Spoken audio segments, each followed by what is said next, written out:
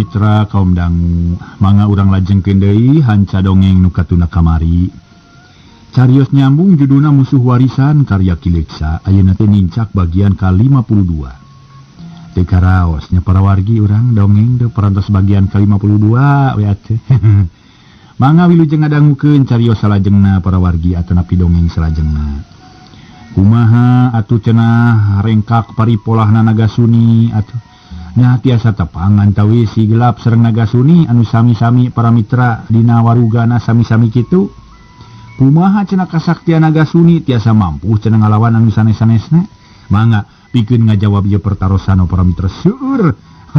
Antosan we dugi katamat dongengna. Mung ayeuna neme nincak bagian ke-52. Mang Jaya sapara kancang ngaturkeun nuhun. Wilujeng ngadangukeun carios nyambung judulna Musuh Warisan karya Kileksa.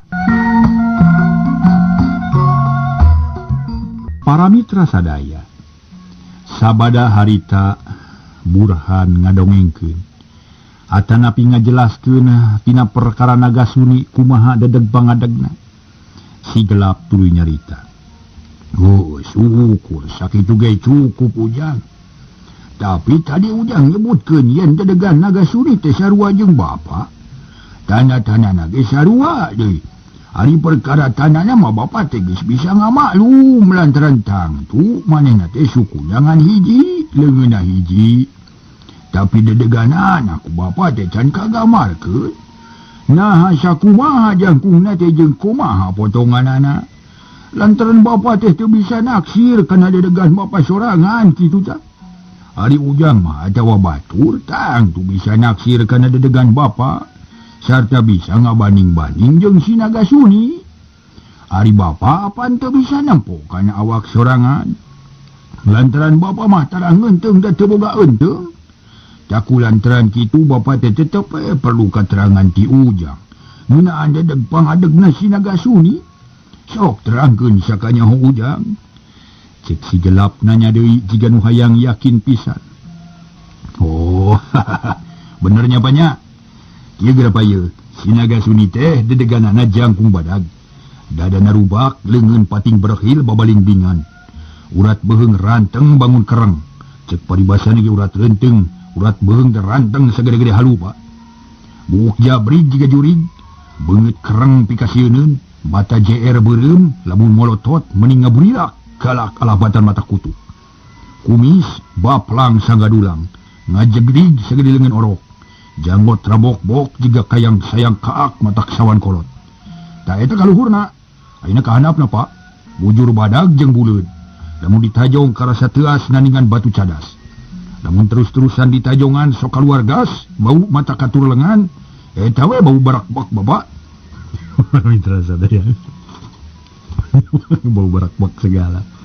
Aduh, iya. Ping-ping ngeberahil. Buleud di kawas baligo, tuur ngajentul matak pawur. Lamun ngajul gado, lah matak rampal hundu.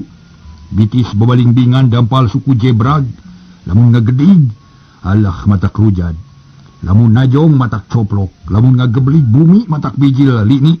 Sorang ngagerem matak ender handaruan. Sekali ngentak matak sawak tu Pak. Lamun segman seri puriding mulu punuk teh. Leh sugan mah. Malah teh celige sok raceleng bararesih ngadenge siri Nagasuni mah. Sakitu kan hokuring teh Pak.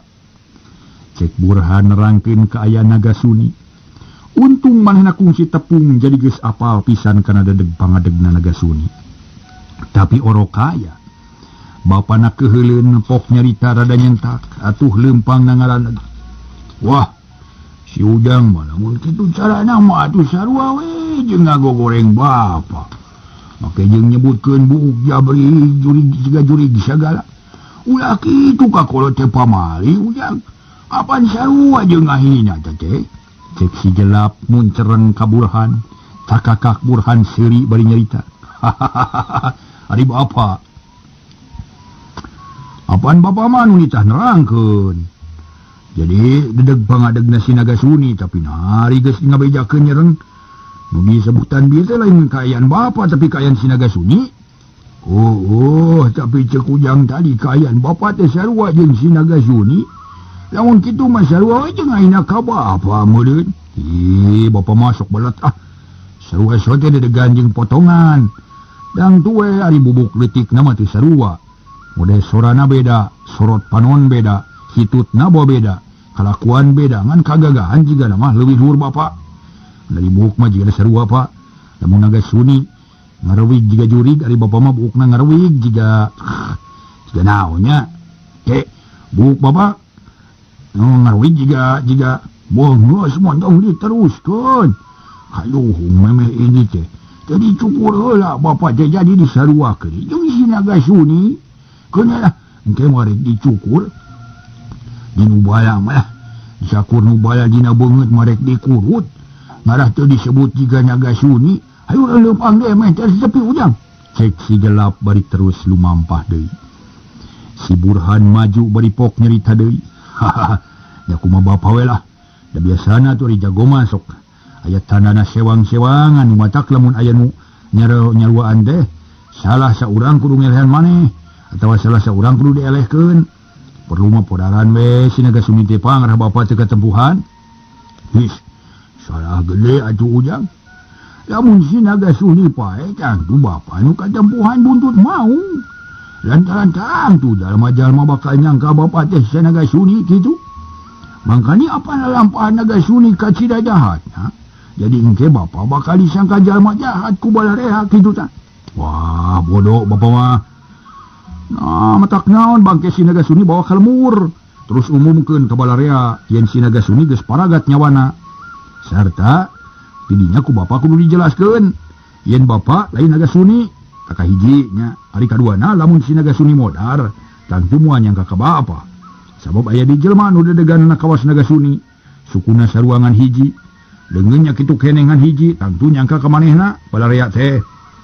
Matak cik pamikir kuring mah podaran we si naga suni teh. Nah, saha jalma nu dedegan sarua jeung naga suni teh.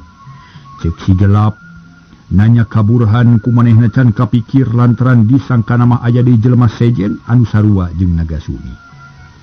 Kumaha ari bapa? Apa nu nyeun ge bapa ari jelema mah taya deui wati si Gundul. Apan sarua jeung bapa malah jeung si naga suni ge sarua deui. Kagagahan sarua, perenges sarua, badegongna ge sarua, cacadna sarua. Cik naon bedana? Cek Burhan jiga nu yakin pisan. Ayo benernya. Tapi sabenerna mah bapa teh kaduhung ujang. Lantaran bapa teh geus jelas nyieun hiji kasalahan gede. Nyiksa jalma nu sakitu ka jamna. Sakuduna mah dilawan ku lemes heula, lamun kelemes teu bisa kakara ku kasar. Sedengkeun bapa mah bet sabalikna, si Gundul teh bet ujung-ujung ditaraga dilawan kasar. Padahal masa nu nyaho si Gundul teh bakal sadar kana kasalahanna ka bapa kitu. Da eta kajadian teh akibat tina musuh warisan ujang. Atawa tina ngawariskeun musuh. Lantaran nu disebut musuh warisan teh lain bae diwariskeun ka anak incu. Tapi pikeun jalma nu sok ngukut rasa mumusuhan, sarua we jeung ngawariskeun musuh. Ari sakuduna mah permusuhan teh dipungkas ku damai atawa kudu duluran. Masing-masing kudu narima kana kasalahanana. Kudu silih hampura. Kitu tak kuduna mah. Jeung deui kudu silih hargaan. Tapi segala rupa geus kaliwat ya. Mamalan banget teh geus setumiba. Ka bapa jeung geus tumiba ka si Gundul. Tah kulantaran kitu bapa mah teu hayang nambahan deui dosa ku jalma ku jalan mateni si naga suni. Bapa mah hayang tepung sotenan peda diamanatan ku si Gundul kitu ca ujang. Pikeun ngagagalkeun niatnya si naga suni. Malah lamun bisa mah si naga suni teh akhlakna teh kudu diomean ku bapa. Kudu dibere katerangan nu jelas nginaan salah jeung bener, hade jeung goreng. Sarta kudu dibere katerangan nginaan kautamaan budi. Tah nu berasna mah ka neraka, ka cidalawong. Moal aya nu halangan harungan. Jadi pokokna mah sakitu maksud teh bapa ujang teh maksud bapa teh ujang. Dari mati ni mah gampang. Kitu tadi jadi sebutkeun ku bapa jalan ka neraka mah ka cidalawongna. Mulai halangan harungan. Beda deui jeung jalan ka sawarga sok loba gogoda jeung halangan anak ujang. Cek si gelap nyarita kaburhan. Nyarita semudaria pisanu dipalarasangkan jiwa Burhan anu geus kapangaruhan ku si Gunul. Saeutik-eutikeun bisa robah atawa ngurangan. Lantaran teu mustahil lamun Burhan katularan ku adat guruna. Barang ngadenge caritaan bapana Burhan meningah hulang. Terus caritaan bapana dipikir dibulak-balik, dibebeung diutahkeun. Menang sawatara jongjongan mah Burhan teh jempe bae. Malah si gelap oge teu nyarita satungtung Burhan can ngomong mah sabab ku si gelap geus kajudi tangtungan anakna teh keur mikiran caritaan manehna. Tangtu cenah tangtungan, tangtuan. Sanggeus radalila kakara Burhan nyarita. Milik kana caritaanana Burhan teh jiga geus robah pamadegan. Pangaruh ti si gelap teh geus mimiti nyangkaluk dina hatena, pangaruh ti si Gunul ngurangan. Bapak, caritaan bapak teh tetela benerna bapak jeung kaharti pisan ku kuring. Lantaran salila kuring aya dina kungkungan si Gunul, tara pangi jeung kasenangan boh batin boh lahir. Salilana teh ngarasa was-was jeung sumareang we sumareang. Hirup kuring asa teu boga tujuan bapak. Sedengkeun ku si Gunul mah salilana kuring teh kudu ngagugulung rasa benci jeung mumusuhan we cenah. Unggal poe kudu taki-taki, ati-ati jeung tarapti, caringcing pageuh kancing, saringset pageuh iket. Eta telu mangsung puluhan taun lilana. Nunggu-nunggu datang na musuh. Si Gunul mah tara ngarepkeun kadatangan baraya atawa sobat.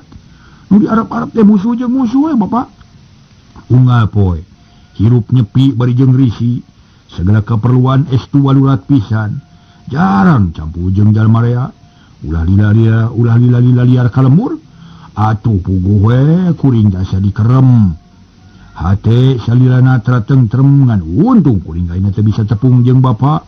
Cek Burhan. Bari ngeluk tungkul unggal kecap nu diucapkeun sairama jeung ngalengkahna dua suku nu pilih genti. Ari si gelap mah mani bungahun ngadenge caritaan anakna kitu gancang ngajawab bari nyerenge serieuti. Syukur ujang. Syukur ari kahardi mah.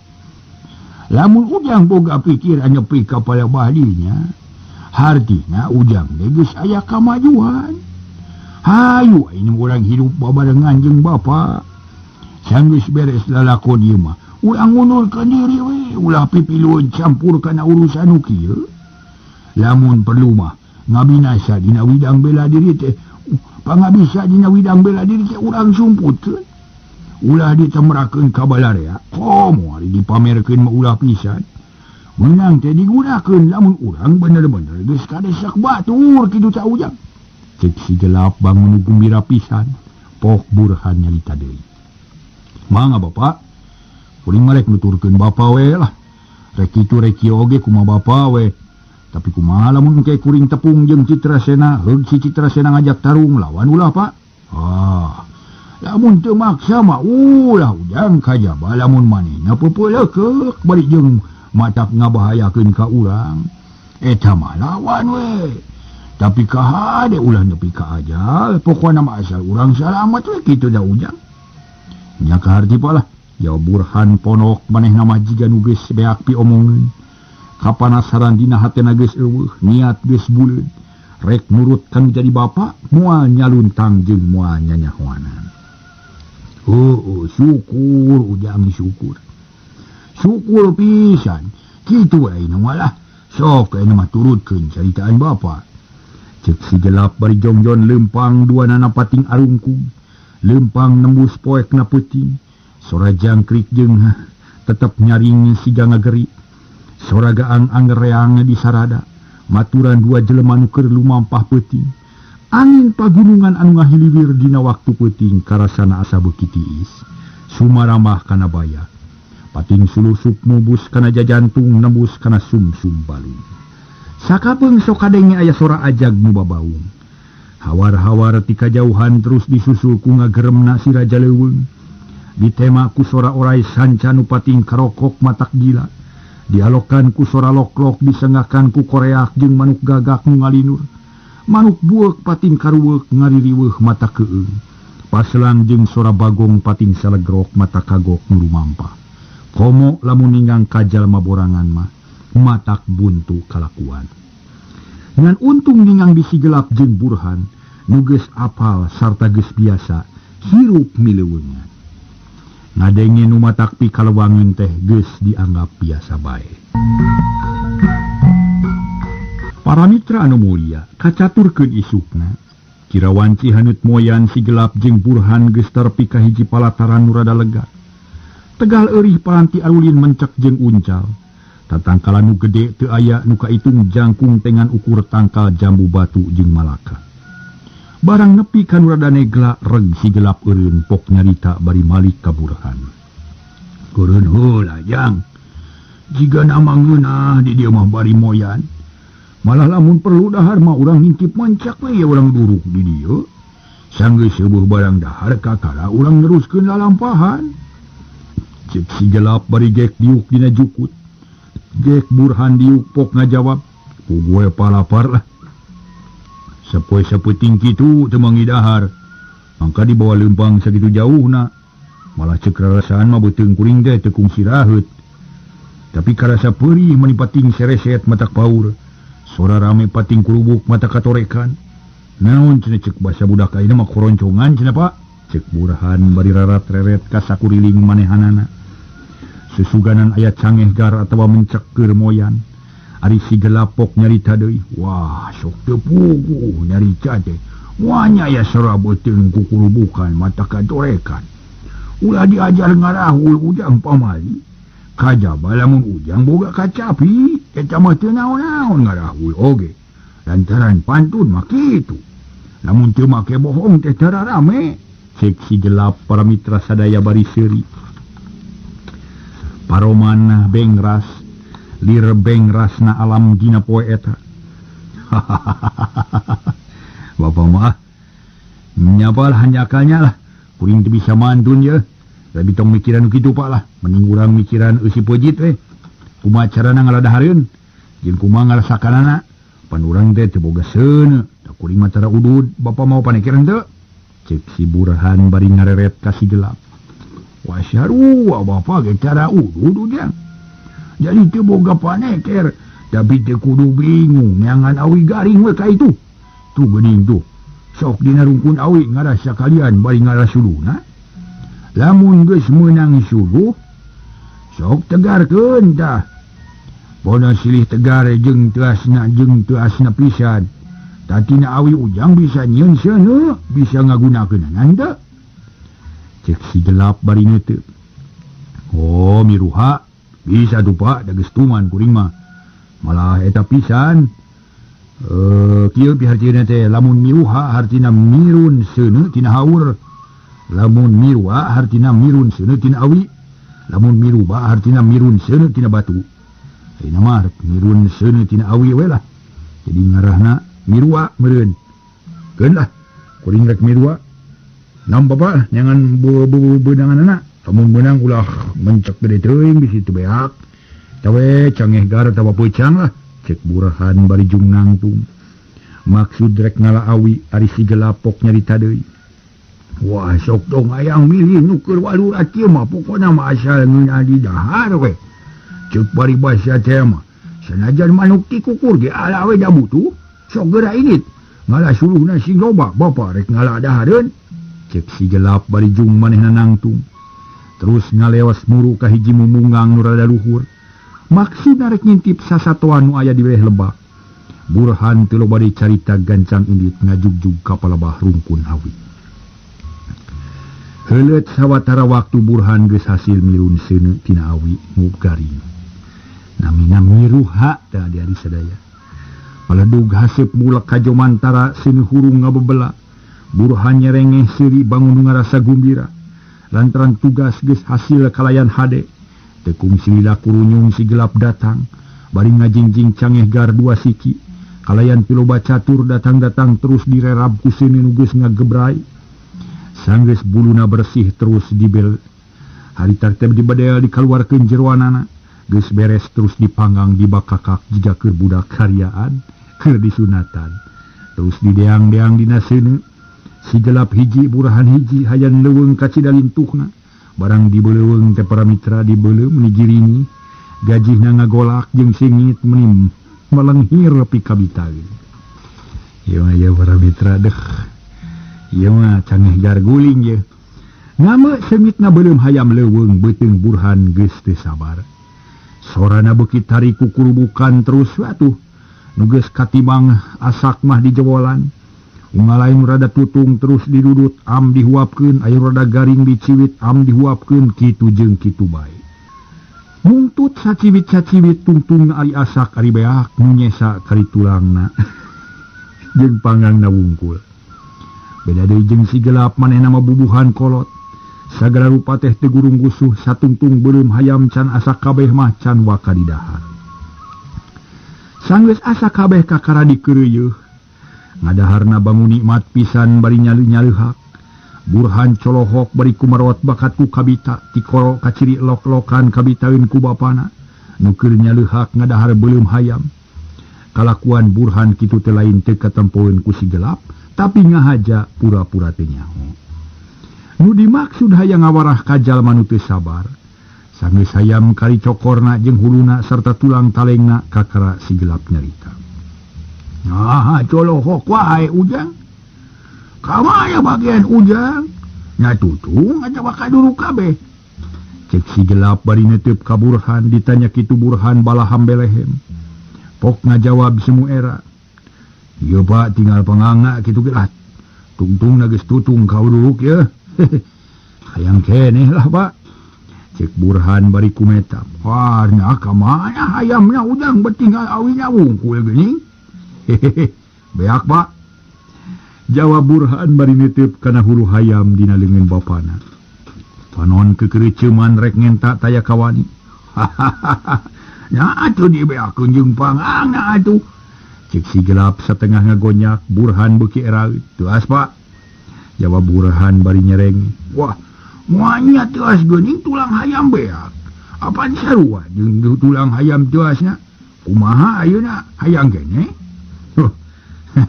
Yang keneh Pak, cek Burhan semu bungaheun pisan. Ulu hayam aya harepan dibikeun ka manehna jeung cekerna, tapi gagal si gelap teh teu kapalang nyiksa. Nampo Burhan beuki kemurot kalahka nyarita jiga nu ngahaja ngabibita.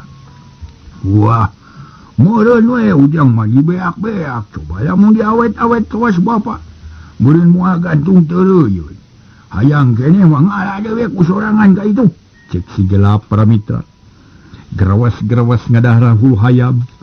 Ngadaharna menikat ciri para mitra. Siga nu nikmat pisan nu diarep-arep ku Burhan. Puguh Burhan meningalengak tina awahing ku kesel jeung seueul. Lantaran tetelasi hulu hayam teh teu kapimili. Kalayan teu loba dicatur kojengkang ngarongkong kana lodong nu dieusi cai terus ditengak di dinya keneh. Regot-regot nginum meningalek-lek. Sarua sebeak sakaligus beuteung meni kemung. Panon burial buncelik napa siga nu eungap. Sanggeus lodong kosong pedawar dibalangkeun jauh naker. Terus ngalejeg itung-itung ngabrang-brangkeun hate. Terus para mitra nu keheul mah hatena teh ka bapana. Sabuat kitu mah lodong nu dibalangkeun ningang kana batu, sora harus meningal lentrung. Tapi kadengena ku Burhan mah gemblung cenah. Podig-dig Burhan nafsu pok ngomong sorangan. Sia lodong kurang ajar sia. Kaing nyebut gemblung. Awas dicacag sakuai. Cek Burhan jolad-jolad ngelengkah panjang pisan. Rek lumpat. Teu bisa da beuteung meuni meneyang. Barang geus deukeut kana lodong serepet nyabut bedog diheumatkeun sakaligus. Sorang ngahiuk para mitra. Menibang baraan hiuk kawok lodong potong meuni ngagelenceng sakali ngade. Tapi dasar Burhan keur nafsu. Sora lodong nu potong teh kadengena ku Burhan nyebut rewog cenah. Atuh podig-dig Burhan nafsu ngagidir deui. Pok nyerekan lodong nu geus sapat jadi dua. Goblok sia. Dasar lodong kosong ngelentrung. Kaing make wani-wani nyebut rewog. Asaan siapa males aing setan? Cek Burhan. Hiuk ngaheumatkeun bedogna. Tapi nu dikeunakeun teh lain seseukeutna lantaran sieun kadenge deui nyebut krewog. Ieu mah nu dipake ngadek teh tongongna. Hiuk bas prek sora lodong teh bubuk katinggang bedog Burhan. Tapi hanya kal Burhan salah denge kadenge ku Burhan macana puas teu dibere. Ninong toreng. Kalah kabuki nafsu Burhan gantawang nyarekan kana lodong nu geus buuk nyarita meninga bedega nulak cangkring. Setan alas ya. Lodong kosong sia. Goblok awi jurig kunaon saya tengah hina kaing ha? Paduli teuing aing teu dibere oge sia adalah ulang aing deuleu. Cek Burhan karawak bubuk lodong dirawu. Rigidig dibawa kana dudukan brus diabruskeun kana seuneu nu masih keneh ngageblah hurung. Ker kaduruk menis sanget. Sanggeus lodong jadi lebu kakara Burhan ngarasa tiis ceulina. Hulu angeunna karasa nyeri. Horeng kali kiben sabab loba teh nginum terus dibawa ngamak. Nempo kalakuan Burhan kitu si gelap ngan saukur nyerengeh seun leutik. Si gelap hatena ngarasa kahibur ku kalakuan anakna nu jiga bodor. Sanggeus rada tenang pok si gelap nyarita nanya ka Burhan. Ujang, kunaon urang maring kana lodong? Ulah kitu pamali teh. Lodong mah geus dibubuh gede jasana, dipake wadah cai daek, dibaledogkeun daek, dikadek daek, dibeuleum ke daek. Kira aku ku Ujang rek disiksa, apaan geus loba jasana teh? Cek si gelap bari nyerengeh seuri. Bibir kutap ketap keneh jiga nu ngabibita ka Burhan. Teuing balah, tong loba tatanya kuring ye beuleung ye. Jawab Burhan bari baketut haseum bibir manyun jiga nu ambek.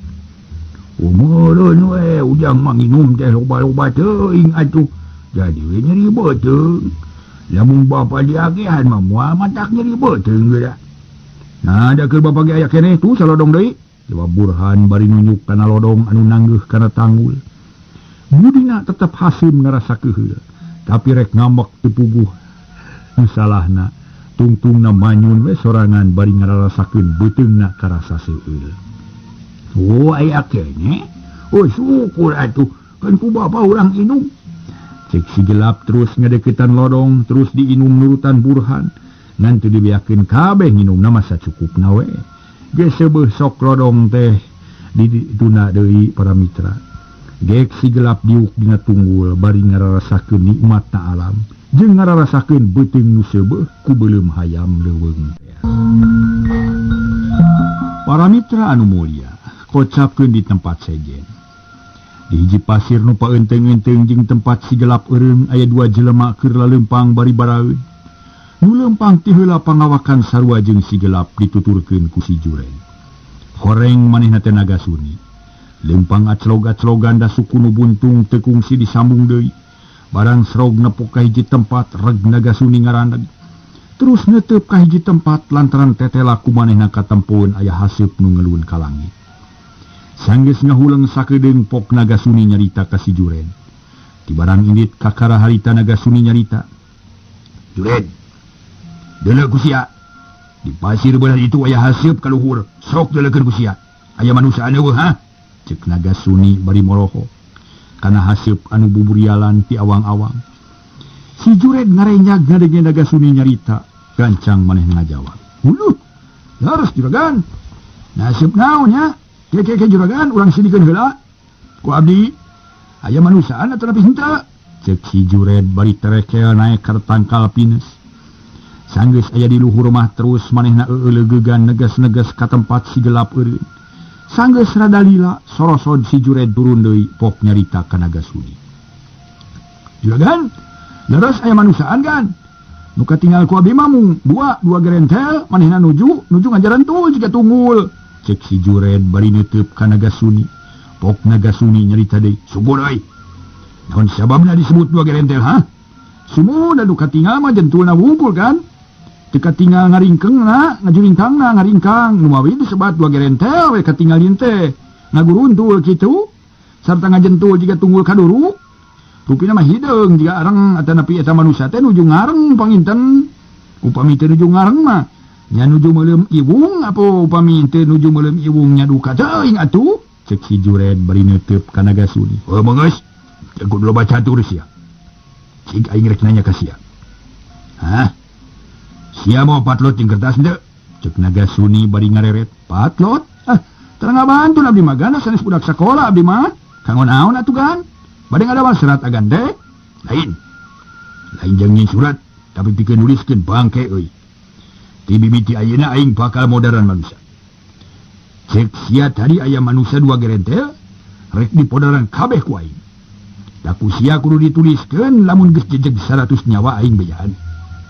Lantaran lamun can menang 100 nyawa, aing moal baka balik. Ngerti sia? Cek Nagasuni bari molotot. Uluh. Kumaha upami dina baju abdi wega nyeratna ku areng tiasa henteu?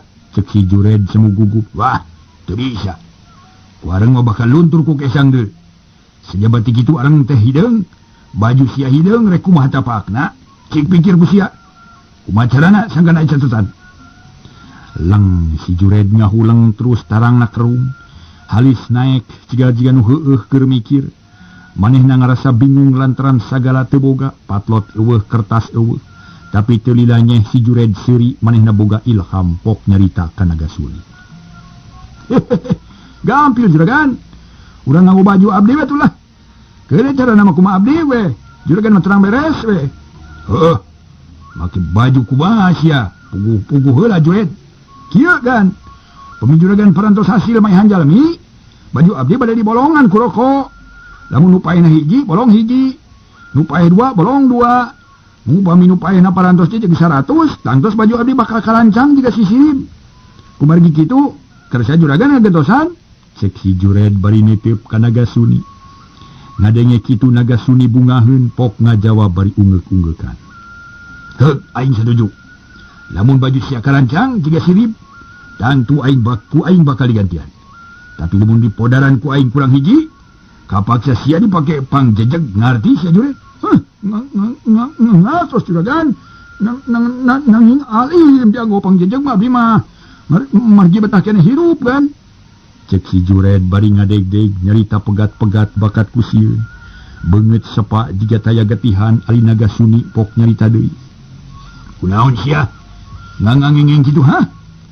Kumaha aing we perkara eta mah? Lantaran sanyana mah sia mah kudu modal pangheulana. Lantaran nu modal anak aing teh sia, si Jalil teh harapan bisa hirup deui. Kapanggang dada ku bedog sia, kumatak sia kudu modal Jured. Tapi tanaga sia ku aing geus dipake heula.